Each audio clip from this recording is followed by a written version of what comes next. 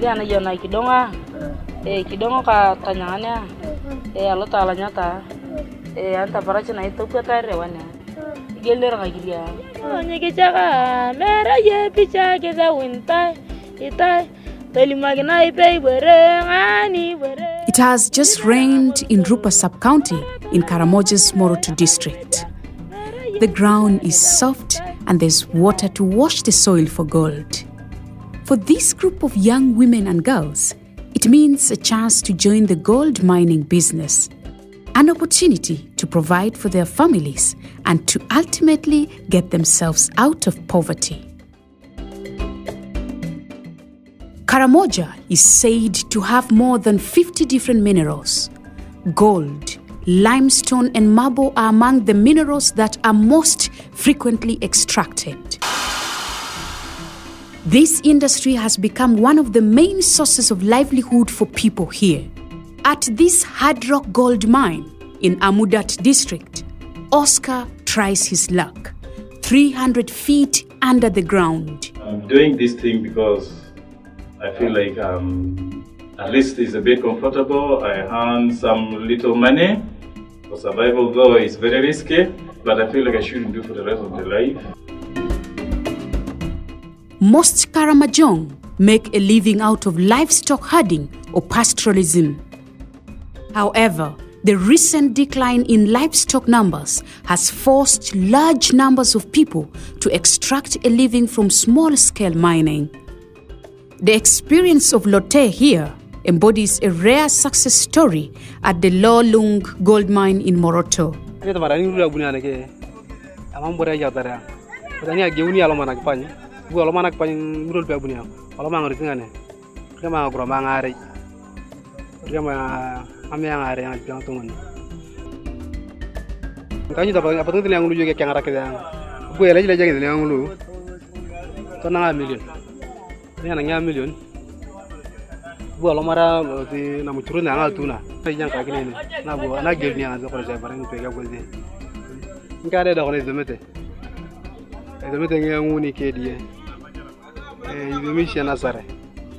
For mines such as this one, the interaction between supplementary livelihoods and pastoralism comes clear.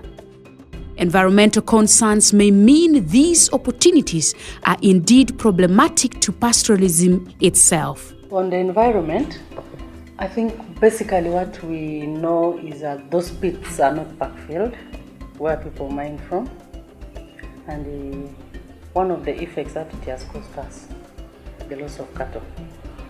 Sometimes maybe when people are herding, they fall into those pits and that is it. We should be keen even for pastoral areas. I think it is important for us to look at the mining sector and it will impact on rangeland pastoralism. You go to any area where mining is taking place, you see total destruction of the environment. You know, when you are mining these big stones, remember these stones are, some of them are under trees, under thickets of the bushes. But they destroy all those and the place is just left there. You go to Rupa where they are mining gold, you find dishes and dishes, open dishes, that normally even animals fall in. Even human beings at times, especially children, fall in as they try because they can't maneuver. I remember one day it buried like three children. Some were there half. They died, was buried. Amam nga takin torong akrang. Pite ba yepite kuya. Wadi chatolodi. Ngeke toacha otukutukuye. Agalar ba jang ketolo etu beteng kiri na kadang. Kertang kiri na ketongulu apa nga tubartang ketolo apolo ko ngete iralua. Nito yang ketongulu chengulu ala ka ngulu ngime yana ngulu.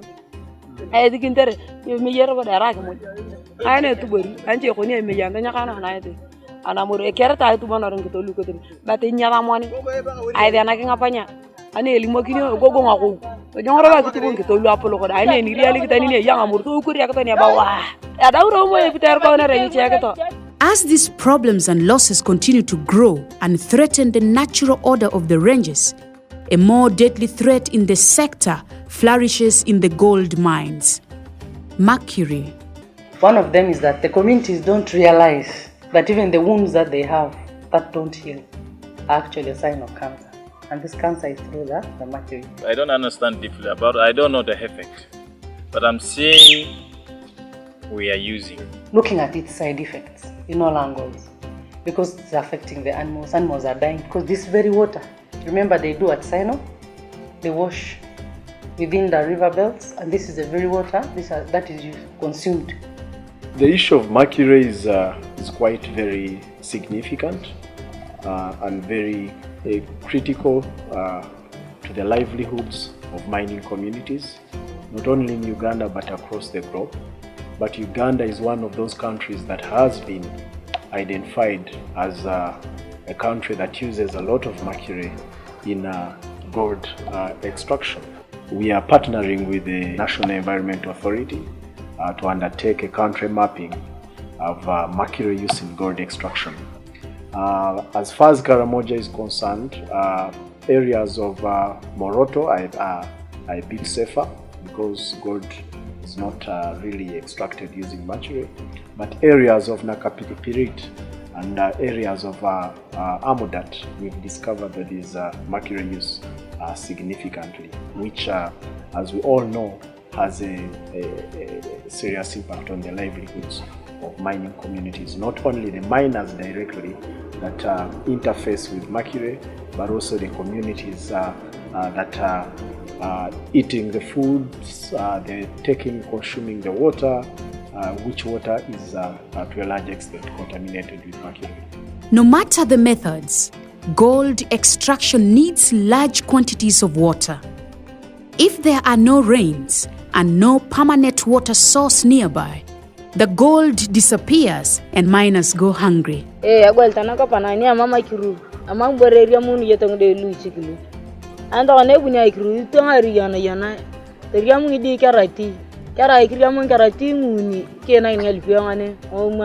is agreement by stakeholders that there is indeed an influx of investors in Karamoja. By the end of 2018, 100 licenses had been issued by the Directorate of Geological Survey and Mines at the Ministry of Energy and Mineral Development. But companies, especially Tororo Cement Limited, continue to pay very low amounts in wages to the artisanal miners. At the same time, it accumulates reserves to maintain leverage over communities. At its Moroto mine, a ton or 1,000 kilograms of limestone goes for as high as 3,000 Uganda shillings. This is the price of one newspaper or 2 kilograms of maize flour. Mining is something which is a bit complex. I see the people that really do the mining are not benefiting as such. 20 years down the road, we cannot see anything tangible from the mining sector. Tororo is here, it has been mining for about 20 years now, but you go to Tororo, you will still find the very common man the way they found it. They are still as poor as they are. That small tipper, that carries around 7 tons. We sell it at 120. Then again, when you take a calculation, you find that you don't get any profits. First of all, there is little bargaining power here. The reason being, these mothers who do at Sino mining, they charge them how much a basin of just sand dug out of those pits. I think 5,000 or 8,000. It's around 8,000. These mothers have to go and struggle. First of all, sometimes they even exchange to buy this sand. They come with it. Remember, it's not easy to get gold out of that sand just like that. So we reached a level where one time when interacted with them, that for you to get mercury, just a small bottle, they exchange it with sex. Sex for mercury, a dangerous combination. The mines are in every way a very risky place for women. They do so much for so little in a hazardous environment. Akipanya yo ya akipanya nyi kilo ko pedo no ta do kana mam nye pedo to ngabera do karto me wo ya no bi yene bogeta kilo ka nye bunya igru ki churu nga kipi arono ngode nya rugere koro ni po Companies in Karamoja failed to respect the limited legal safeguards around land and minerals in Uganda. Uganda's legal framework remains vague and inadequate. It also fails to guarantee the rights and participation of local communities and authorities around issues of land rights and mineral rights. We as a sub-county and probably as a district are not yet benefiting from the local revenue from this mining. Reason being, we are not aware of the mining companies that are doing the mining. Most of them have a prospecting license. They are still doing exploration. But of course, they are also doing the what? The mining. The whole thing is because of speculation. People are getting, they know there is such a mineral like here, they get a license over it and they sit on it. And this has actually constrained potential investors, because when they come, you have to go a series of brokers. Hima wanted to put a factory. Tororo has a license. Moroto Cement has a license. I think got a license there. But some of these companies are briefcase companies. They don't have the resources to put up a factory. You find people using different companies, use this one, and then you renew again, then you renew again.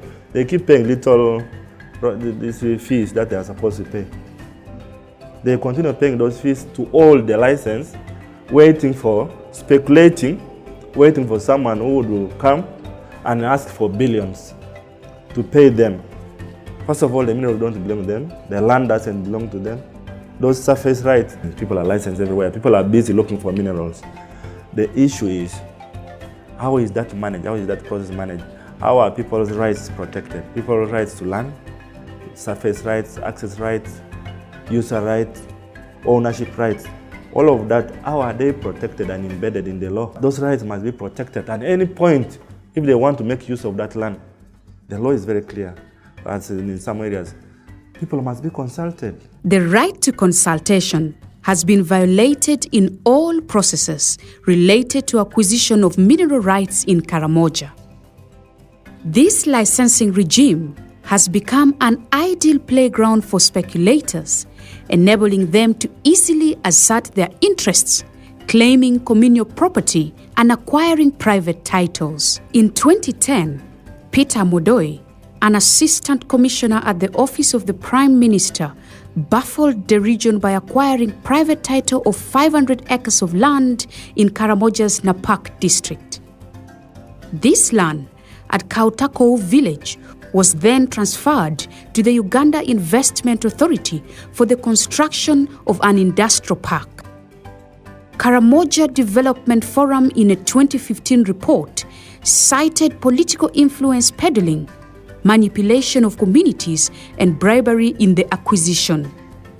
In 2012, Feronia and Pro Solutions Limited acquired an estimated 23,000 acres of mineral-rich communal land in Moruita in Nakapiripirit district.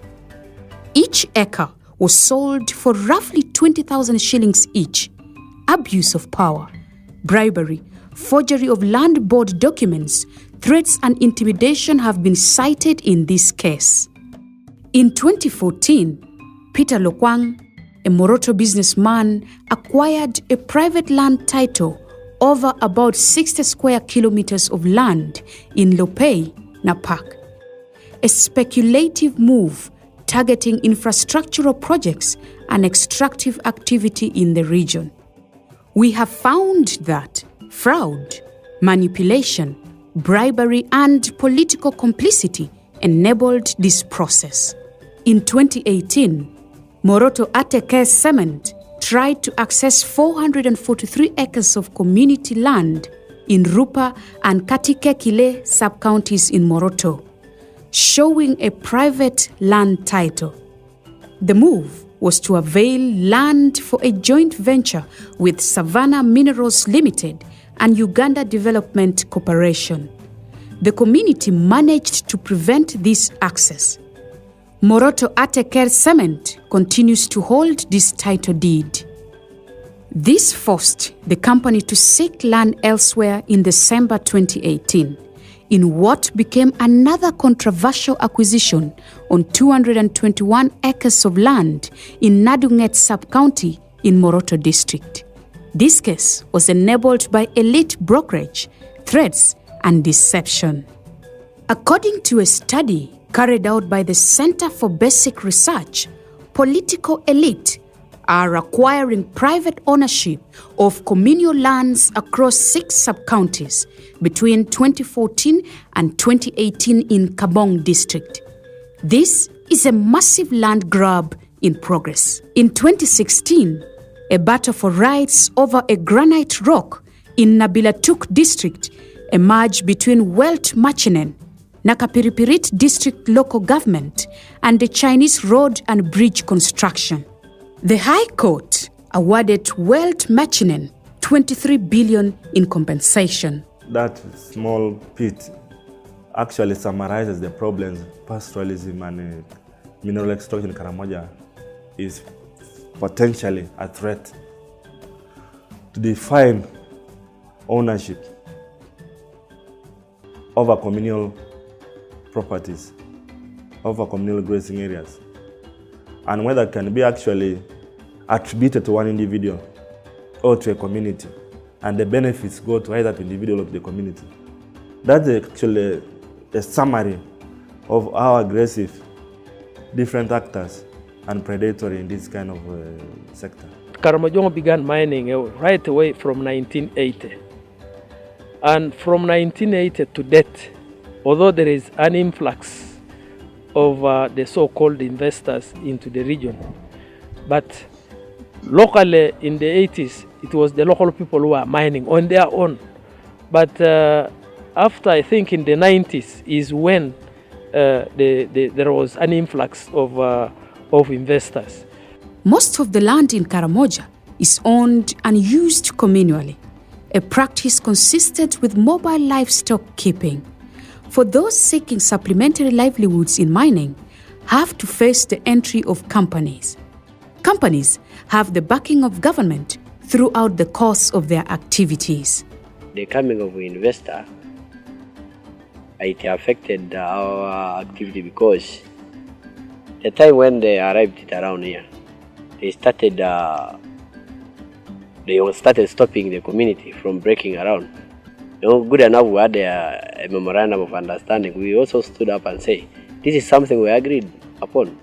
So we cannot stop breaking stones around there. To some extent also, they try to use the armed forces. But we say no. Those forces is to protect the people with their properties and we're basing on the law. He's talking about Dao Mabo Limited. Dao Mabo acquired mining rights in 2014, setting up a factory in Kampala and in Moroto. It paid nothing in compensation to communities for land ownership rights and didn't meet its end of the bargain in an MOU. Through target advertising, it soon gained a high profile in the market, got capital from several Ugandan investors, and closed its operations in Moroto in 2017. Industry insiders claim this was an act of fraud. Dao Mabo products ended up in Kampala and Mombasa, where they are traded on international markets like Alibaba for substantial amounts of money. For example, this 10 cubic meter block of marble goes for up to $22,500. Like 3 other companies before it, Dao Mabo once entered with the support of the military. But its factory in Moroto is now deserted, lies in waste, with banks and local investors trying to get whatever they can recover from what's left. It's been demonstrated internationally that mining and arms and security forces, are something that any serious economy needs to move away from. There are some communities in Karamoja that have already benefited from having access to information and organizing themselves to benefit from extractive activities in the region. The mining sector is one of those that could drastically change the outlook and the situation of the Karamoja, especially when you look at its relative poor ranking in terms of every human development indicator that is possible. Karamoja need to have their rights to extractives, which is their rights to royalties, their rights to surface compensation, their rights to a cleaner and a fairer environment. And this has not been the case in the last 20 years of mining activity in Karamoja. Despite these challenges related to mining sector in Karamoja, community leaders, district officials, and people are still hopeful. They call upon responsible agencies for more awareness, regulation, and protection of land rights within their communal land tenure system. If government, if sub-counties and district could also strengthen the bylaws from the sub-county, ordinance from the district, they should also strengthen those policies so that we are able to educate our young children for future. The communities in the entire Karamoja, entire region, have to be organized into groups. They have to organize themselves into groups so that they can be able, honestly, to engage with these investors legally. We should start from the people themselves. We must strengthen local institutions.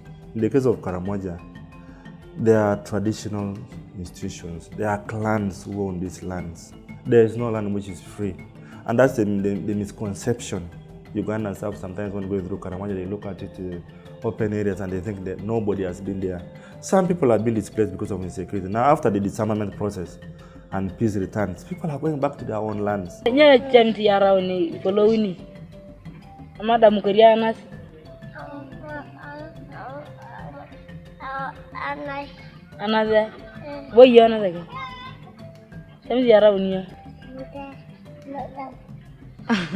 As the children of Abura continue to dream, mining activity continues unhindered and unregulated. The costs continue to pile up and basic human rights continue to be violated. On these white blocks of marble destined for export, their quest for formal education and love of country is inscribed. Like a mother removes thorns in the feet of their child, will government plug the holes in the policy legislation and implementation to protect the future of these children? At Namalu Trading Center, Karamoja's main exit point for these minerals, it is a normal day. Dozens of trucks, maybe even 100, today will leave the region with limestone and marble, destined for factories and markets. Dust, for now, is the only thing that surely remains.